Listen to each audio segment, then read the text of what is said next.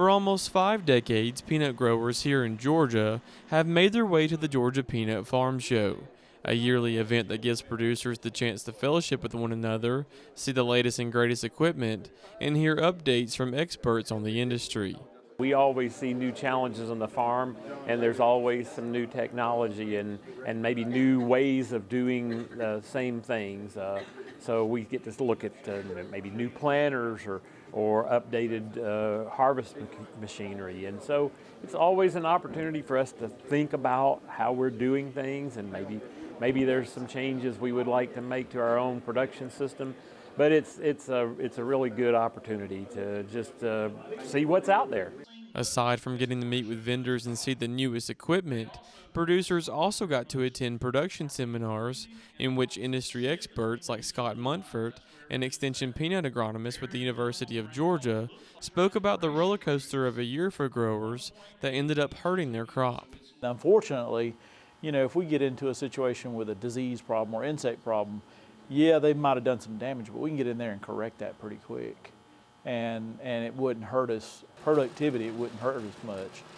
But when you're talking about the weather and its impact on the overall growth and productivity of the plant, you really don't see that as a whole until you start digging. And it's not uncommon for us to see that in small geographic locations, but not across the whole state. Unfortunately, the bad growing season translated to a bad harvest season. As Munford says, growers had grading issues because of the volatile growing season the state saw. Not only did non-irrigated get impacted, but our irrigated did too. And that's where we had, pods that aborted some of the nuts. We didn't get them formed. They didn't fill out all the way to the hull. So we get smaller peanuts.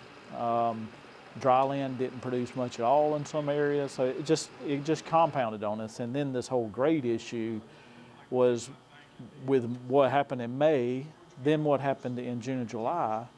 If we would have stayed hot in late August going into September and October, we could have corrected some of that because the plant could have really put on a lot of pods and matured them out, but we didn't. We cooled off, so that hit us again. However, according to Bob Kimmerite, extension plant pathologist, though the weather was anything but ideal for growers, he said disease pressure can't be left out of the equation. The yields that came off of last year were disappointing to a lot of growers. We weren't at the top of where, it wasn't a terrible year, we weren't the best. And some of the things that affected that was tomato spotted wilt virus and also white mold in my wheelhouse, those two diseases. And so a lot of that was environmentally driven. The hot, dry weather made the white mold worse, especially for farmers with non-irrigated fields.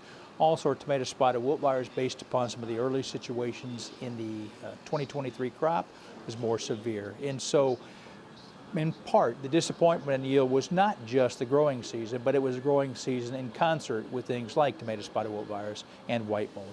Reporting in Tifton for the Farm Monitor, I'm John Holcomb.